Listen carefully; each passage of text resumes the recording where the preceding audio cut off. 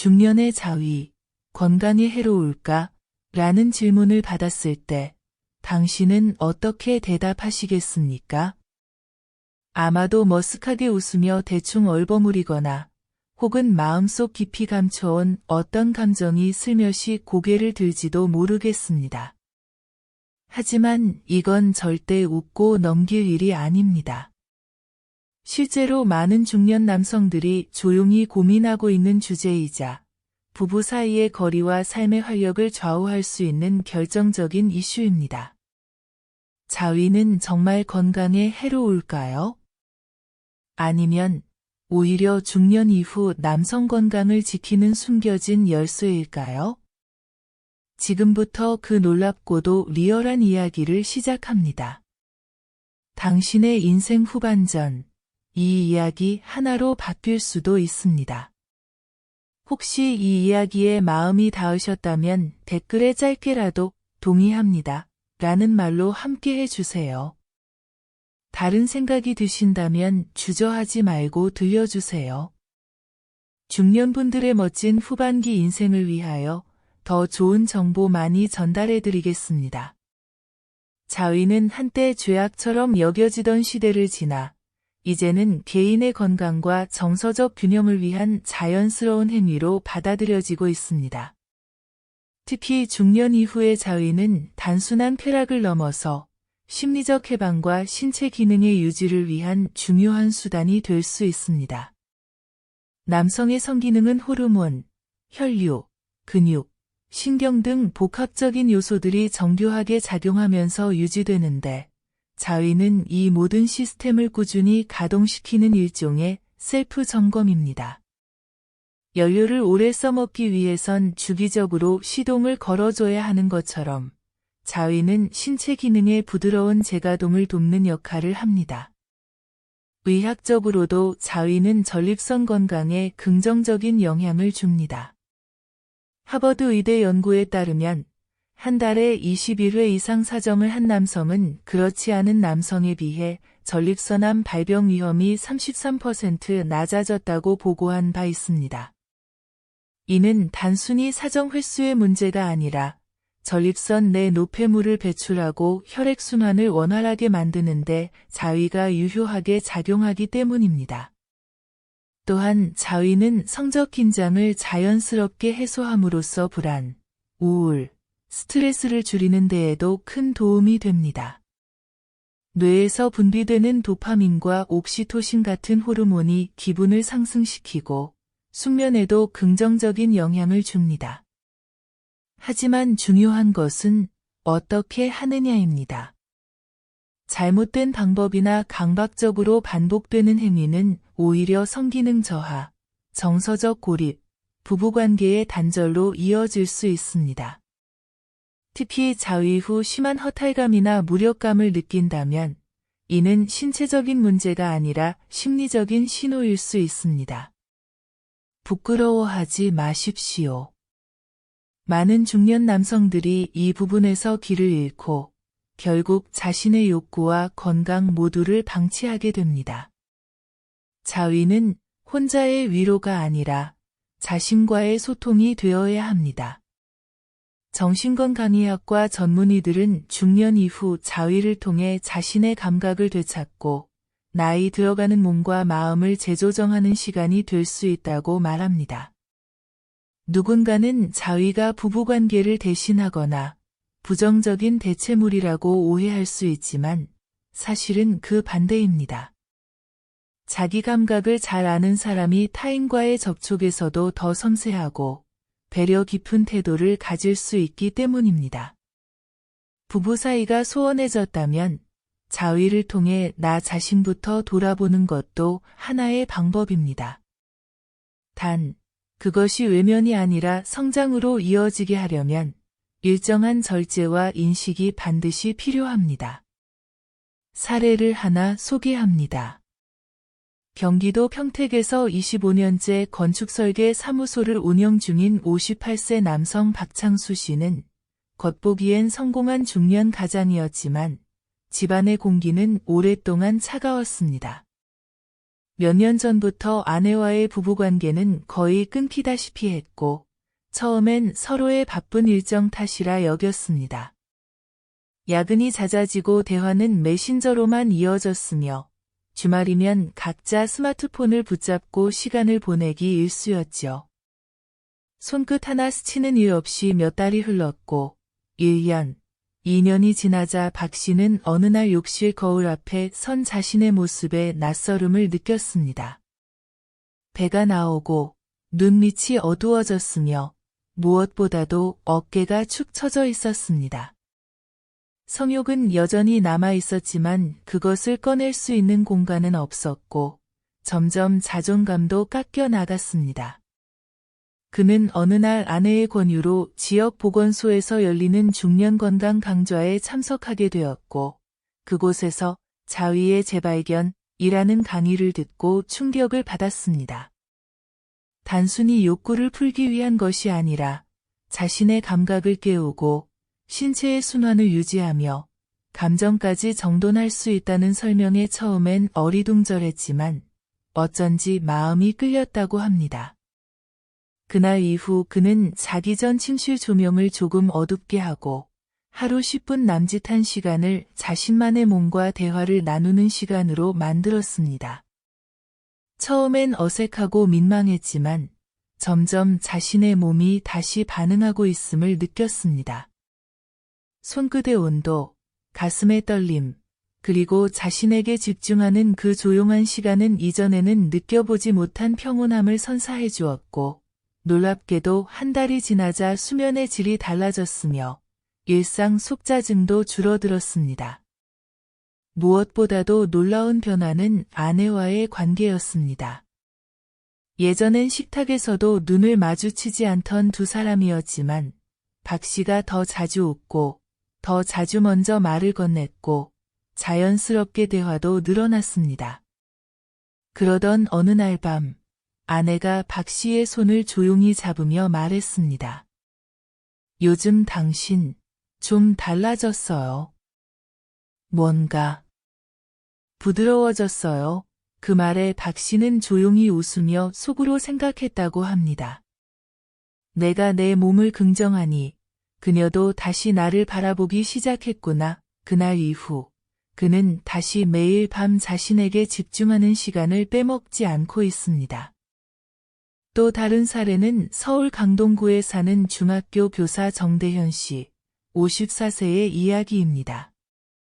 교직 생활만 30년, 매일같이 아이들 앞에 서고 수업을 하고 회의를 반복하며 무던하고 단단한 사람처럼 살아왔지만 퇴근 후 집으로 돌아가는 길은 늘 한숨이었습니다. 두 딸은 대학생이 되어 대화를 나눌 기회가 줄었고 아내와는 밥을 먹으며 말 한마디 주고받기조차 어려워졌습니다. 아침엔 먼저 일어나고 밤이면 먼저 자버리는 아내의 뒷모습이 점점 멀어지는 느낌이 들었고 어느 순간 정 씨는 자신이 투명인간처럼 느껴졌다고 털어놓았습니다. 교직 내 업무 스트레스는 말할 것도 없었습니다. 아이들의 눈빛은 매년 조금씩 메말라갔고 성적, 민원, 평가에 눌려 살다 보니 늘 긴장 속에서 지내야 했습니다. 게다가 몸의 변화는 더욱 불안감을 키웠습니다. 잠은 자도 개운하지 않았고 가슴이 답답하고 가끔은 감정의 기복이 심해져 자신도 깜짝 놀랄 만큼 욱하는 날이 많아졌습니다. 자위를 하려 해도 손이 잘 가지 않았습니다. 이 나이에 이 상태로 내가 뭘 느낄 수 있을까 싶어 손을 멈춘 적도 많았습니다. 부끄러움, 허무함, 자책이 뒤섞였고 자위는 죄처럼 여겨졌습니다. 그러던 어느 날 정 씨는 건강검진 차들른 내과에서 담당 의사에게 불면과 무기력을 털어놓았고 그 자리에서 의사는 단호하게 말했습니다. 정 선생님, 너무 억제하고 계십니다. 오히려 규칙적인 자극과 감각이 몸을 깨울 수 있어요. 자위도 건강관리입니다. 그 한마디가 머릿속에 맴돌았습니다. 돌아오는 길, 그는 문득 혼자만의 시간을 진지하게 가져보자는 생각이 들었다고 합니다. 그날부터 정 씨는 일주일에 2~3번 샤워 후 방에 은은한 조명을 켜고 조용히 침대에 누웠습니다. 손끝을 천천히 움직이며 자신의 가슴, 팔, 배를 어루만지듯 감각을 되살리는 데 집중했습니다. 사정이 목적이 아니라 감각의 흐름을 느끼는 데 집중했고 어느 순간 심장 소리와 호흡이 깊어졌습니다.